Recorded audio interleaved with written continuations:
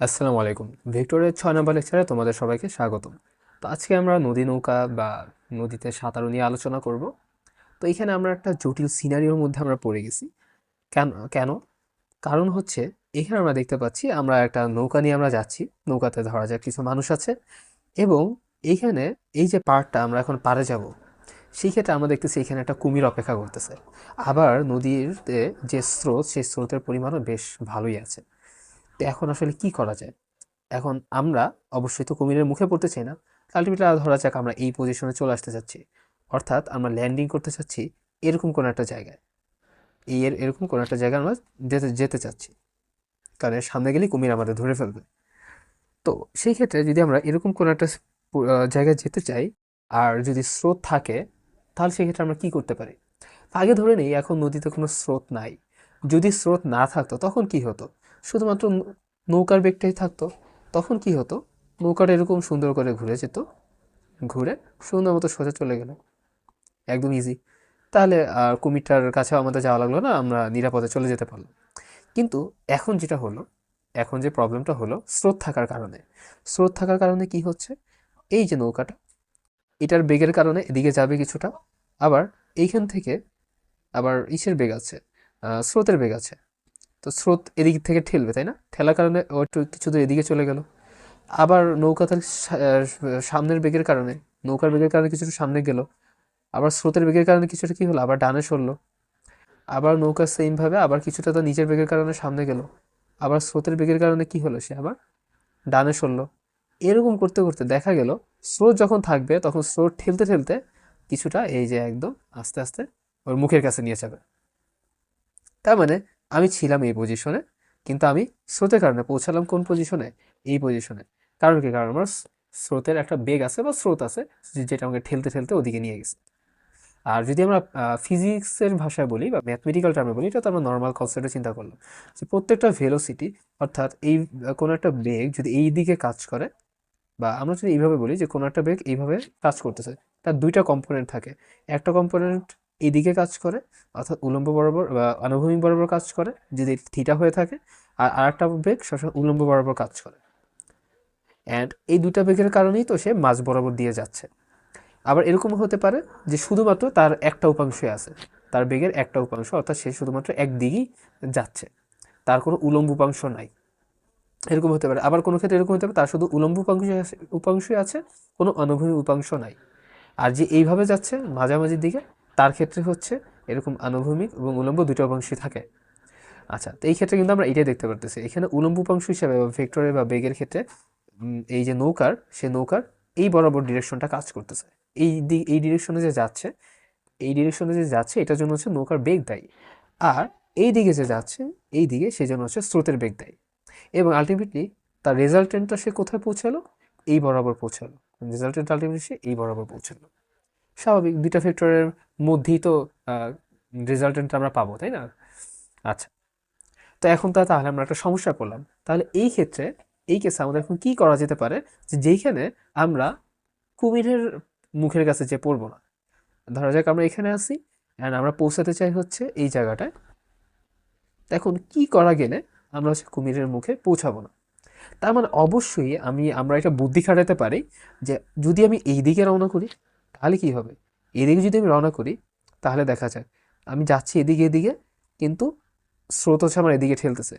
তো স্রোত ঠেলে এদিকে নিয়ে আসলো, কিন্তু আমার নৌকার বেগ হচ্ছে এদিকে, স্রোত আবার ঠেলতেছে, ঠেলতে ঠেলতে আবার এদিকে নিয়ে আসলো কিছুটা, কিন্তু আমি আবার এদিকে যেতে চাইতেছে, স্রোত আবার ঠেললো, ঠেলে ঠেলে চেষ্টা করলো হচ্ছে আমাকে এই যে আস্তে আস্তে এইখানে নিয়ে যাবে।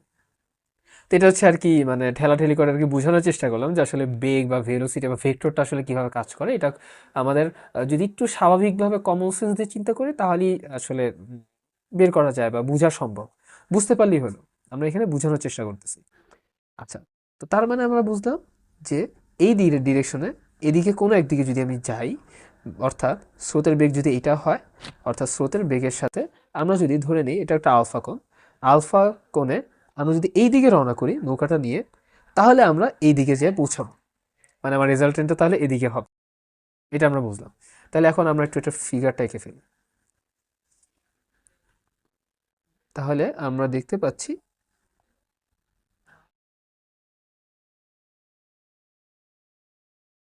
স্রোতের বেগ এদিকে, আমরা এটা ভালো দিয়ে দেখাই।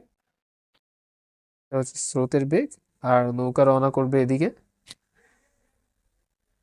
এবং এর রেজাল্টেন্ট হবে এই বরাবর। এবং এখানে স্রোত আর নৌকার বেগের যে অ্যাঙ্গেলটা সেটা হচ্ছে আলফা। আচ্ছা, এটা আমরা পেলাম। এখন এইটাই আমরা এখানে ড্র করে ফেলি। আমরা বইতে যেটা দেখি সেটা মূলত এইটাই, যে ধরা যাক আমার এই বরাবরই পৌঁছাইতে হবে, এবং আমার আমার পজিশন এইখানেই, বা নৌকাটা হচ্ছে আমার এইখানেই।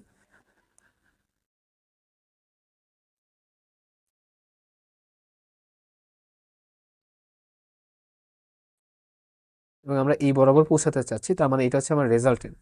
আর আমার এখানে স্রোত আছে, নদীতে আমার এখানে স্রোত আছে।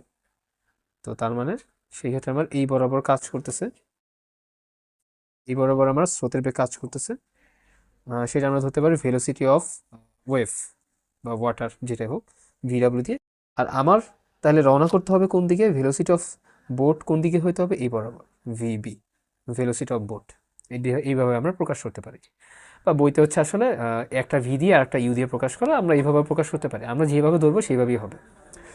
আচ্ছা, তো এখন তাহলে আমার কি বের করতে হবে, যে আমরা স্রোতের বেগের সাথে কত অ্যাঙ্গেল আমরা এদিকে রওনা করব, স্রোতের বেগের সাথে আমরা কত বেগে বা কত অ্যাঙ্গেলে এদিকে রওনা করব।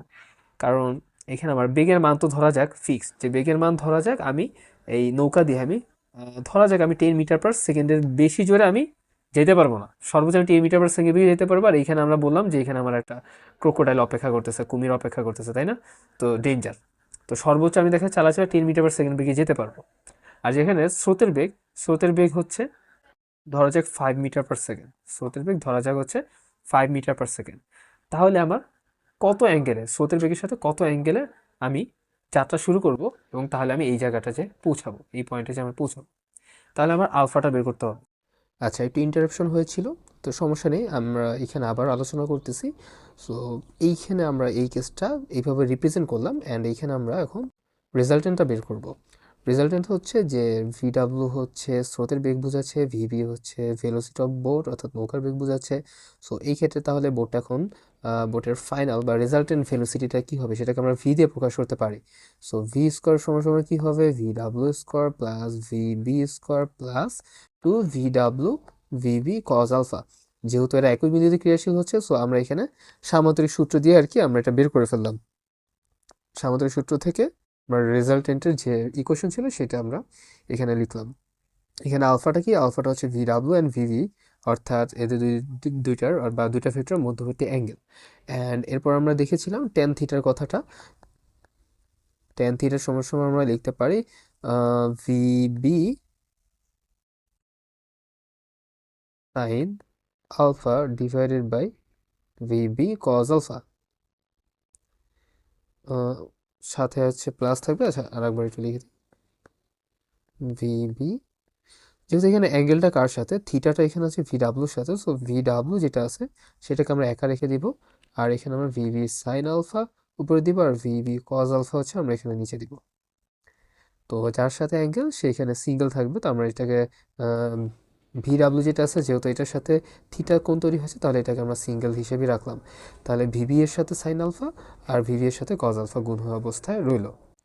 আচ্ছা, এখন এরপর কি হবে, এখন এই জিনিসটা আমরা কেন নিয়ে আসলাম, এই ইকুয়েশনটা আনার কারণ হচ্ছে এই ইকুয়েশনের মধ্যে আমরা ভি এর মানটা জানি না, আবার আলফার ভ্যালুটাও জানি না। সো দুইটা আননোন ভ্যালু থাকলে কিন্তু ইকুয়েশন সলভ করা যায় না। তো আমরা এই জন্য যেটা করতে পারি, আমরা যেহেতু থিটার মানটা জানি, থিটার মান হচ্ছে 90 ডিগ্রি, সো আমরা যদি এখানে tan 90 ডিগ্রি বসাই, অ্যান্ড tan 90 ডিগ্রি মান হচ্ছে 1/0। সো এই ক্ষেত্রে আমরা দেখতে পাচ্ছি ভিবি সাইন আলফা আর VW plus VB cos alpha, এইখানে আমরা ভিডাব্লিউ ভিবি সব কিছুর মান জানি, অ্যান্ড জাস্ট আমরা এইখান থেকে তাহলে আলফার মানটা ইজিলি বের করতে পারবো, রাইট?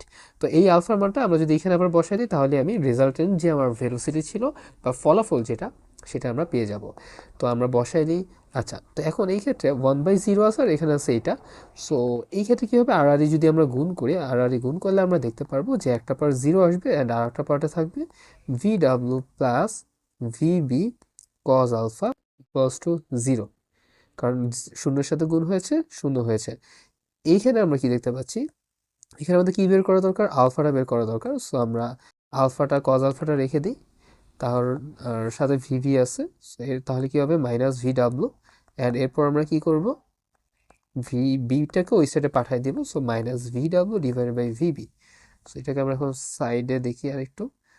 তা আমাদের এখানে আলফাটা বের করতে হবে। সো আলফা সমান সমান কি হবে, কজ ইনভার্স 1 মাইনাস ভিডাব্লিউর ভ্যালু কত ছিল, ভিডাব্লিউর ভ্যালু ছিল হচ্ছে 5 মিটার পার সেকেন্ড, আর ভিবি এর ভ্যালু ছিল 10 metre per second. So V W হচ্ছে 5 মিটার পার সেকেন্ড আর ভিবি হচ্ছে 10 মিটার পার সেকেন্ড। সো আমরা যদি বসে তাহলে কস ইনভার্স মাইনাস হাফ আসবে, যেটার ভ্যালু হচ্ছে 120 ডিগ্রি। তাহলে এটার রেজাল্ট তাহলে কি আসলো, যে ভিডাব্লিউ অ্যান্ড ভিবি, অর্থাৎ আমরা যদি একদম সোজা এই বরাবর পৌঁছাতে চাই বা এই পয়েন্টের সামনে পৌঁছাতে চাই, সেক্ষেত্রে আমাকে স্রোতের বেগের সাথে আমাকে 120 ডিগ্রি অ্যাঙ্গেলে রওনা করতে হবে। সেক্ষেত্রে তাহলে আমাকে স্রোতের দিকের সাথে 120 ডিগ্রি কোণে রওনা করতে হবে। তো এইটাই হচ্ছে 120 ডিগ্রির মানে। অ্যান্ড এইভাবে তাহলে আমরা কোন দিকে পৌঁছাবো, অ্যান্ড এইভাবে আমরা একদম এই বরাবর এসে পৌঁছাবো। অ্যান্ড এটা হবে কি আমাদের শর্টেস্ট ডিস্টেন্স। এটা কি হচ্ছে আমাদের শর্টেস্ট ডিস্টেন্স। তো এটাকে আমরা কি বলতে পারি, এটা হচ্ছে আমাদের শর্টেস্ট পাথ। Shortest path. আচ্ছা, তো এটা হচ্ছে আমাদের শর্টেস্ট ডিস্টেন্স বা শর্টেস্ট পাথ। এখন এখানে কয়েকটা ব্যাপার কাজ করে, যে আমাদের এখন আমরা যদি কম সময় যেতে চাই, যে না আমরা যে পারে যেতে চাচ্ছি, ধরা যাক এখান থেকে আমরা এখানে আমাদের যাওয়া লাগতো সোজা বরাবর, এই জন্য আমরা এইদিকে রওনা করছিলাম। যদি আমরা সোজা এই বরাবর রওনা করতাম তাহলে আমরা এইটার মুখে যেয়ে পড়তাম, অ্যান্ড কুমিরটা আমাদের ক্ষতি করে ফেলতো বা খেয়ে ফেলতো। ধরা যাক কুমির নাই, এখানে কুমিরটাকে আমরা বাদ দিয়ে দিলাম। সো সেই ক্ষেত্রে এখন আমাদের টার্গেট কিন্তু এইটা থাকবে না যে আমাদের শর্টেস্ট ডিস্টেন্স অতিক্রম করতে হবে।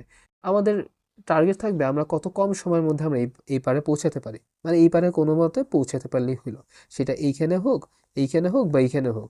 তাহলে কোন দিকে, এইখানে কোন দিকে যদি আমি রওনা করি, এদিকে রওনা করবো বা এদিকে রওনা করবো বা এদিকে রওনা করবো, কোন পথে রওনা করলে আমরা সব থেকে কম সময়ের মধ্যে পৌঁছাতে পারবো, এটা হচ্ছে বিষয়। তো এটা একটা আমরা ফিগারটা ড্র করার ট্রাই করি, সিনারিওটা ড্র করার ট্রাই করি। ধরি এটা হচ্ছে আমাদের পার, অ্যান্ড এটা ধরি নদীর, আমরা এই যে এই মাঝ পথে আসি, এটা কিন্তু নদীর একটা পার। আচ্ছা, অ্যান্ড এই হচ্ছে আমাদের এখানে স্রোত আছে, ভেলোসিটি আছে, অ্যান্ড এই ছিল আমাদের নৌকাটা।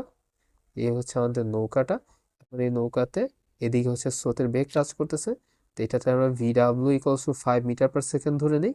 আর এই বরাবর ধরা যাক, এখন নৌকার বেগ তো আমরা জানি না অ্যাকচুয়ালি নৌকার বেগ কোন দিক হতে পারে। তো ধরলাম এই দিকে যদি আমরা নৌকার বেগ রওনা করে, নৌকার বেগ তো 10 মিটার পার সেকেন্ড। আচ্ছা, এইদিকে রওনা করতে পারে। সো এটা একটা কেস যে সোজা যাবে একদম। এটাকে আমরা দ্বিতীয় কেস ধরি। আমরা ফার্স্ট কেসটা এরকম ধরি, যেটা হয়তো এদিকে যাবে, অর্থাৎ স্রোতের দিকের সাথে 120 ডিগ্রি কোণে রওনা করবে, এইদিকে যাবে। ভিবি 1 দিয়ে দিই। সেই ক্ষেত্রে এখানে আমার কত সময় লাগবে সেটা আমরা বের করতে পারি। তাহলে এখানে অ্যাঙ্গেলটা কত, এখানে আমরা স্রোতের সাথে নৌকার যে বেগ সেটার অ্যাঙ্গেলটা আমরা 120 ডিগ্রি ধরে নিই। তাহলে সেই ক্ষেত্রে সময়টা কত আসবে সেটা আমরা বের করতে পারি। সেকেন্ডলি আমরা বের করতে পারি যে যদি লম্বভাবে যদি রওনা করে, স্রোতের দিকের সাথে যদি লম্বভাবে রওনা করে, অর্থাৎ আলফাটা যদি 90 ডিগ্রি হয়, তাহলে সময়টা কত লাগতে পারে, এটা একটা কেস হতে পারে। থার্ডলি আর একটা কেস আমরা কল্পনা করতে পারি, যে ধরা যাক আমি এখন স্রোতের দিকের সাথে আমি 45 আর 60 ডিগ্রি, আমরা 60 ডিগ্রি ধরেও করতে পারি। তাহলে স্রোতের সাথে আমরা যদি 60 ডিগ্রি অ্যাঙ্গেলে রওনা করি, তাহলে সময়টা কত আসবে। তো এখানে আমরা সময়গুলো কম্পারিজন করে দেখব যে কোন ক্ষেত্রে আমরা সব থেকে কম সময়ে নদীর ওপারে পৌঁছাতে পারি। তো আমরা এখন সময় বের করার জন্য প্রথম কেসটা নিয়ে আলোচনা করি। তো প্রথম কেসটাতে কি বলা ছিল, প্রথম কেসটাতে বলা ছিল যে ওয়েভের সাথে, অর্থাৎ স্রোতের বেগের সাথে, ধরা যাক স্রোতের বেগ হচ্ছে এদিকে, তো স্রোতের বেগের সাথে এই যে নৌকার যে বেগ, অর্থাৎ নৌকা 120 ডিগ্রি অ্যাঙ্গেলে এদিকে রওনা দিবে। তাহলে স্রোতের বেগ যদি হয় V W, which is 5 metre per second, তাহলে ভেলোসিটি অফ বোট সেটা আমরা ধরে নিচ্ছিলাম 10 মিটার পার সেকেন্ড, এবং এদের মধ্যবর্তী অ্যাঙ্গেলটা হবে কত, 120 ডিগ্রি। 120 ডিগ্রি অ্যাঙ্গেল হচ্ছে রওনা করবে। তাহলে সে কোন বরাবর পৌঁছাবে, তাহলে সে সোজা এই বরাবর পৌঁছাবে। আচ্ছা, তো এইটা তো ছিল হচ্ছে এই কেসটা আমরা বুঝলাম। অ্যান্ড এখানে আমরা ধরে নিলাম যে এখানে টোটাল যে নদীর প্রস্থ যেটা আছে সেটাকে আমরা ডিস্টেন্স দিয়ে আমরা ধরতে পারি 500 মিটার। ওকে, 500 মিটার ধরতে পারি। আচ্ছা, তো এখন এই ক্ষেত্রে আসলে এখন আমাদের সময়টা আসলে কত, তাহলে এই ক্ষেত্রে সময় কত লাগবে আমরা কি জানি যে এইখানে সাধারণত স্রোতের বেগ নৌকার বেগ আমরা ধরে নিই যারা হচ্ছে ইউনিফর্ম ভেলোসিটিতে যাচ্ছে, কারণ এতে তার কোনো ব্রেকিং সিস্টেম নাই যে বা যে ব্রেক করে থেমে যাবে বা আবার ত্বরণ ঘটবে, ত্বরণ ঘটতে পারে যদি তার মেশিন থাকে ইঞ্জিন থাকে তাহলে সে হঠাৎ করে তার ভেলোসিটি বাড়ায় দিতে পারে। বাট আমরা কিন্তু এখানে ইউনিফর্ম ভেলোসিটি রাখছি 5 মিটার পার সেকেন্ড, আমরা কিন্তু বলি না যে এটা বাড়বে বা কমবে। সো আমরা ধরে নিচ্ছি সমবেগই চলবে। সেক্ষেত্রে তাহলে এস ইকলস টু কি জানি আমরা ভিটি, তাহলে টি ইকলস টু আমরা কি জানি এস বাই ভি। সো এখন এখানে এস কি, এস হচ্ছে এখানে ডিস্টেন্সটা অর্থাৎ নদীর যে প্রস্থটা। কিভাবে নদীর প্রস্থ হলো, আচ্ছা এটা হইতে পারতো না যে আমি যাচ্ছি এই বরাবর, মানে এই বরাবর কিন্তু আমি অ্যাকচুয়ালি যাচ্ছি না, অ্যাকচুয়ালি এই বরাবর আমি রওনা করতেছি। এই বরাবর আমি কি করতেছি রওনা করতেছি, বাট অ্যাকচুয়ালি এই বরাবর কিন্তু আমি পৌঁছাচ্ছি না। আমার রেজাল্টেন্ট কি, আমি যাচ্ছি কিন্তু অ্যাকচুয়ালি এই বরাবর, নৌকাটা কিন্তু অ্যাকচুয়ালি এই বরাবর যাবে, বাট রওনা করছে এদিকে, ডিরেকশনটা এইদিকে, বাট অ্যাকচুয়ালি যাচ্ছে এদিকে। কারণ কি, কারণ এই যে স্রোত যেটা ছিল, স্রোতের বেগটা এই বরাবর ঠেলতেছে ঠেলতেছে ঠেলতে ঠেলতে ওর এই যে ডিরেকশন যেটা এই বরাবর ছিল সেই ডিরেকশনটাকে ঘুরে পরে এইদিকে নিয়ে আসবে। এটা হচ্ছে কি স্রোতের এই ঠেলাঠেলির কারণে এই জিনিসটা ঘটলো অ্যাকচুয়ালি। আচ্ছা, তো সেই ক্ষেত্রে তাহলে আমার যেহেতু আমি এই বরাবর পৌঁছাইছি তাহলে কি আমি এই বরাবর ডিস্টেন্সটা আমি নিব। তাহলে এই বরাবর ডিস্টেন্সটা আমার জানা আছে, ডি এর মান হচ্ছে 500 মিটার, মানে নদীর যে প্রস্থটা যেটা, বা প্রস্থ বাদ দিলে আমার এইখান থেকে পাড়ে পৌঁছাতে যতটুকু দূরত্ব লাগে সেটা আমরা জানি এখানে 500 মিটার। তো তাহলে আমি এখানে 500 মিটার বসাই দিলাম, উপরে 500 মিটার, আর নিচে ভেলোসিটি। আচ্ছা, এখন ভেলোসিটি আসলে কি আসবে, তো ধরি এই যে নৌকার বেগ, সরি স্রোতের বেগ, V of wave, velocity of wave 5 metre per second, and velocity of boat which is 10 metre per second, এরা দুইজন বা দুইটা ভেক্টর পরস্পর কাজ করার কারণে এই বরাবর আমরা একটা লব্ধি ভেক্টর পাইলাম। অ্যান্ড এইটা তো মনে হয় তোমরা বেসিক কনসেপ্টগুলো আগেই বুঝে এসেছো, তো আমি এখানে আর বেশি ব্যাখ্যা করবো না। তো এই বরাবর আমি লব্ধি ভেক্টর পেলাম। এই বরাবর আমরা যে লব্ধি ভেক্টর সেটা আমরা ভি দ্বারা প্রকাশ করতে পারি। এই বরাবর যে লব্ধি ভেক্টর সেটাকে আমরা ভি দ্বারা প্রকাশ করলাম। এখন এই লব্ধি ভেক্টরের মান কি হবে, এখন এই লব্ধিটা আমরা দুইভাবে বের করতে পারতাম। একটা আমরা পড়েছিলাম কি সামান্তরিক সূত্র, সামান্তরিক সূত্র আমরা কি পড়েছিলাম, যে যখন কোনো একটা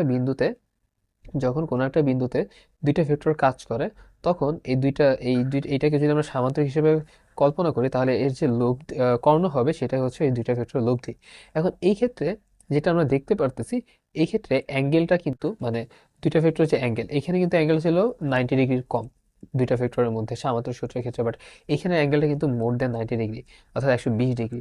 সেই ক্ষেত্রে আমাদের সামান্তরিক সূত্র যদি আমরা অ্যাপ্লাই করতে যাই জিনিসটা কিন্তু দেখা যায় অনেক জটিল হয়ে যায়। এখন এই বরাবর যদি আমরা কর্ণ করি, এটা কিন্তু 90 ডিগ্রি বরাবর আসতো, 90 ডিগ্রি বরাবর কিন্তু যে এইটা এইটা হওয়ার কথা ছিল, তাই না?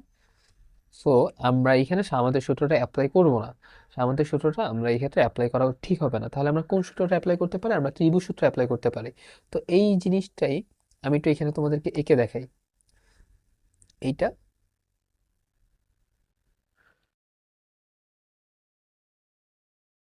দেখো তো, এই বরাবর হচ্ছে ভেলোসিটি অফ ওয়েভ কাজ করতেছে, তাই না? যে এই বরাবর হচ্ছে ভেলোসিটি অফ ওয়েভ কাজ করতেছে। তাহলে এই বরাবর আমরা দিলাম ভেলোসিটি অফ ওয়েভ। আচ্ছা, আর এই বরাবর, এই যে এই বরাবর হচ্ছে ভেলোসিটি অফ বোট কাজ করতেছিল, তাহলে এই বরাবর আমি দিলাম ভেলোসিটি অফ বোট। আচ্ছা, এরপর লব্ধিটা কোন দিক হয়েছিল, লব্ধিটা হয়েছিল এই বরাবর, তাই না? লব্ধিটা হয়েছে কোন বরাবর, এই যে এই বরাবর, এই বরাবর হচ্ছে লব্ধি, এই বরাবর হচ্ছে লব্ধির ডিরেকশন এদিকে। তাহলে এদিকে আমি ডিরেকশনটা দিয়ে দিলাম। এখন আমি ত্রিভুজ সূত্র পড়ছি না, যে ত্রিভুজের দুইটা বাহু তার একই ক্রমে থাকবে এবং লব্ধিটা তার বিপরীত ক্রমে থাকবে, তাই না? এটাও একটা আমরা বলতে পারি। আবার আরেকভাবে আমরা বলতে পারি যে এই যে দুইটা ভেক্টর, সেই দুইটা ভেক্টর এই দিকে একটা ভেক্টর কাজ করে, এইদিকে একটা ভেক্টর কাজ করে একই ক্রমে, এবং এদের মধ্যে আমরা প্রথম থেকে অর্থাৎ আদি পয়েন্ট থেকে শেষ পয়েন্টে আমি যদি যোগ করে দিই তাহলে আমরা ওই দিকে একটা লব্ধি পাই। এইভাবে আমরা বলতে পারি। তো ভালো কথা, তার মানে আমার এইটা হচ্ছে লব্ধি, যে এইটা হচ্ছে আমার লব্ধি ভি। তাহলে লব্ধি ভেক্টর সমান সমান আমরা কি লিখতে পারি, লব্ধি ভেক্টর আমরা সমান সমান লিখতে পারি V V vector plus V W vector. Simple. তা আমরা ত্রিভুজ সূত্রটা এখানে অ্যাপ্লাই করলাম। এখন এটা থেকে আমরা কিভাবে মান বের করতে পারি, আমরা যদি এটাকে মডুলাস দিয়ে দিই, মডুলাস দিয়ে দিলে কি হবে এখানে, root over V V square plus V W square, মানে এটা মানে প্রকাশ হয়ে গেল। এখন এটা কিসে প্রকাশ হলো, মানে প্রকাশ হয়ে গেল। তাহলে এখানে মানের সূত্রটা কি হবে, মানের সূত্রটা হবে এইটা, আমরা সামান্তরিক সূত্র অর্থাৎ সামান্তরিক সূত্র অ্যাপ্লাই করলে কি আসতো এখানে, V V square plus V W square plus two V B into V W cos alpha, তাই তো? কিন্তু এটা এই পার্টটা কিন্তু আসে নাই, জাস্ট এইটুকু পোর্শন আসছে। সো এইটুকু আমাদের খেয়াল করতে হবে যে আমরা এখানে সামান্তরিক সূত্র অ্যাপ্লাই করব না। সো আমরা যদি এখন বসায় দিই তাহলে আমাদের এখানে কি আসবে, VV square plus V W square, মানে velocity of boat and velocity of wave, root over তাহলে 10 স্কোয়ার প্লাস 5 স্কোয়ার। তো তোমরা এখানে অ্যান্সারটা বের করে নিবে যে সময়টা আসলে কত আসছে। তো এইটা হচ্ছে একটা কেস হইতে পারে, এটা একটা কেস আমরা চিন্তা করলাম। সেকেন্ড কেসটা আমাদের কি বলা আছে যে আলফার ভ্যালু যদি 90 ডিগ্রি হয়, আলফার ভ্যালু যদি 90 ডিগ্রি হয় তাহলে অর্থাৎ দুইটা ভেক্টর, দুইটা ভেক্টর বলতে এখানে কোন দুইটা ভেক্টর, একটা হচ্ছে স্রোতের বেগ, স্রোতের বেগ হচ্ছে কাজ করতেছে এই বরাবর এই নৌকার উপর,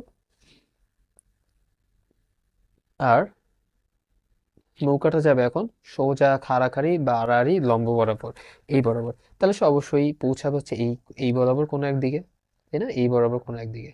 আচ্ছা, তাহলে এই বরাবর হচ্ছে ভেলোসিটি অফ ওয়েভ কাজ করতেছে, এই বরাবর হচ্ছে ভেলোসিটি অফ বোট কাজ করতেছে, নৌকার বেগ। তাহলে আমরা তুলে ফেললাম জিনিসগুলা।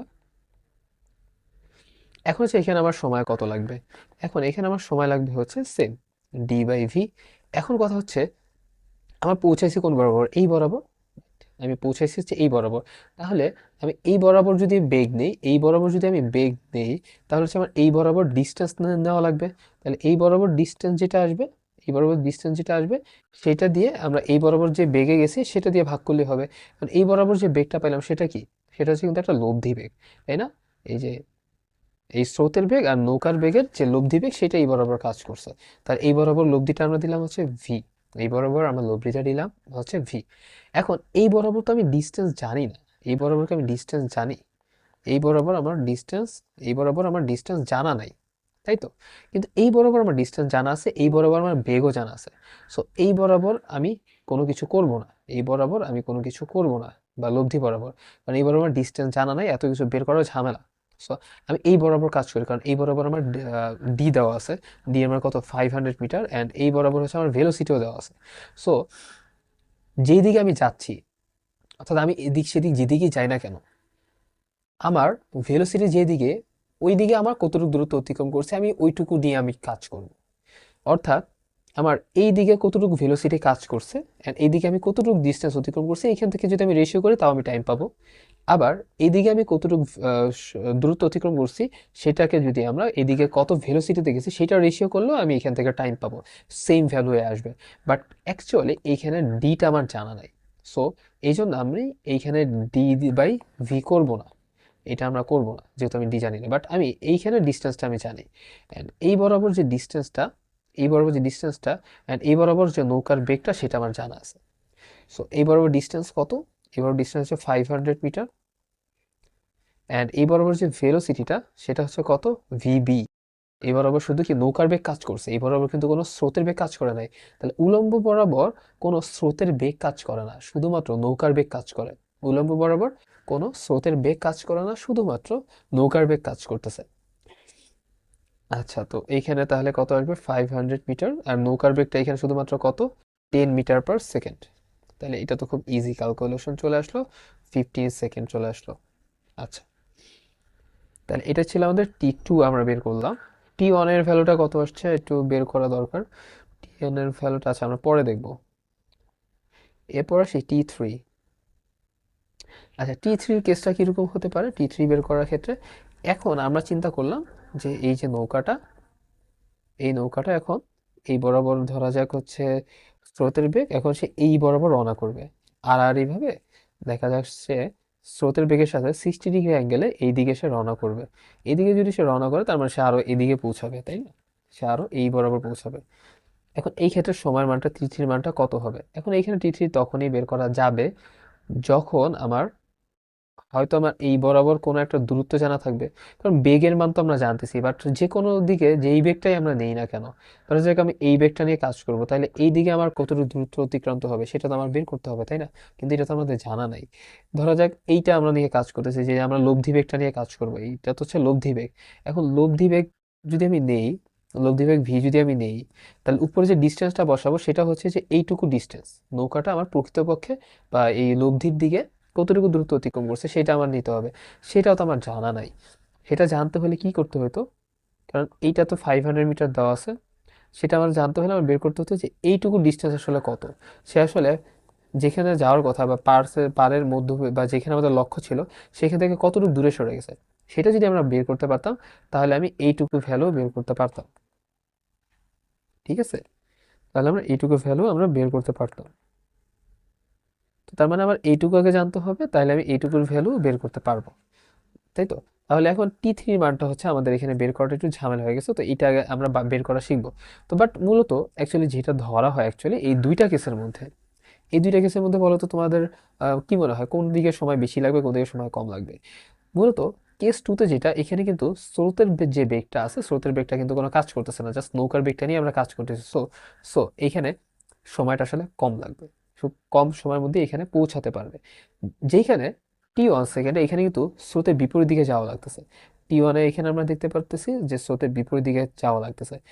স্রোতের বেগ কাজ করতেছে এদিকে, এবং এই যে নৌকার বেগটা, নৌকা তো এই যে এই বরাবর রওনা করছে তাই না, এই বরাবর রওনা করছে, বাট অ্যাকচুয়ালি কি সেইখানে পৌঁছাইছে? কেন সেইখানে পৌঁছালো না, তোমরা একটু প্রশ্ন করো তো।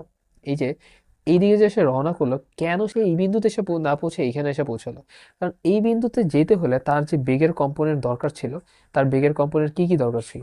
একটা হচ্ছে তার বেগের কম্পোনেন্ট ভি, উপরের দিকে যদি এটা থিটা হয় তাহলে এটা হচ্ছে ভি কস থিটা উপরের দিকে কাজ করবে, আর এদিকে হচ্ছে ভি সাইন থিটা কাজ করবে। এখন শুধুমাত্র সে উপরের দিকে গেছে, বাট সে কিন্তু এই বরাবর আর যেতে পারে নাই। ওকে, সে কিন্তু আর এই বরাবর যেতে পারে নাই, এই বরাবর আর যেতে পারে নাই, এই জন্য তার শুধুমাত্র সে লম্বালম্বি যেতে পারছে, বাট এইদিকে বাঁকাবাঁকি আর যেতে পারে নাই। কারণ এইখানে স্রোতের বেগটা, এই যে বাকি যে বেগের পোর্শনটা ছিল বা বাকি এই দিকে অনুভূমিক দিকে যে বেগের যে উপাংশটা ছিল সেটাকে নালিফাই করে ফেলছে, প্রশমন করে ফেলছে। একটু জটিল মনে হতে পারে তোমাদের কাছে, বাট তোমরা চিন্তা করো, থিঙ্ক করো, আস্তে আস্তে তোমরা বুঝবা। যেহেতু কম্পোনেন্ট নিয়ে এখনো শেখানো হয় নাই, বাট কম্পোনেন্ট দিয়ে অ্যাকচুয়ালি পুরো ভেক্টরটা ডিপেন্ড করতেছে, ভেক্টরের ইগুলা। এই কম্পোনেন্টের ইগুলো কিন্তু আসলে খুব সোজা, খুব বেশি কঠিন না। কিভাবে সোজা? এই যে যে কোনো একটা সমকোণী ত্রিভুজ আঁকলা, এটা যদি তোমার থিটা হয়, তাহলে দেখো তোমার এটাতে আমরা বলি কি ভূমি, আর এটারে বলি কি আমরা লম্ব, তাই না? আর এটারে বলি কি আমরা অতিভুজ। এটা কিন্তু ফার্স্ট ক্লাসে তোমাকে দেখা যাচ্ছে। তাহলে সাইন থিটার সমান সমান কি আসবে? সাইন থিটার সমান সমান লম্ব বাই অতিভুজ না? সাইন থিটার সমান সমান লম্ব বাই অতিভুজ।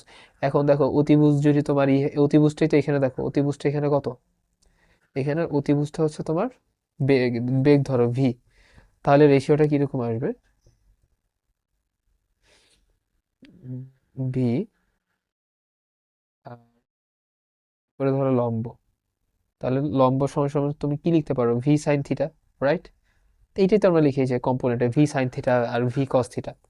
ওকে, তো যার সাথে থিটা থাকে সাধারণত, সেই পার্টটার এই পার্টের পোর্শনে আমরা লিখতে পারি ভি কস থিটা, আর এই লম্ব বরাবর আমরা লিখতে পারি ভি সাইন থিটা। এটা একদম ত্রিকোণমিতির একদম বেসিক সূত্র থেকে চলে আসছে এই জিনিসটা।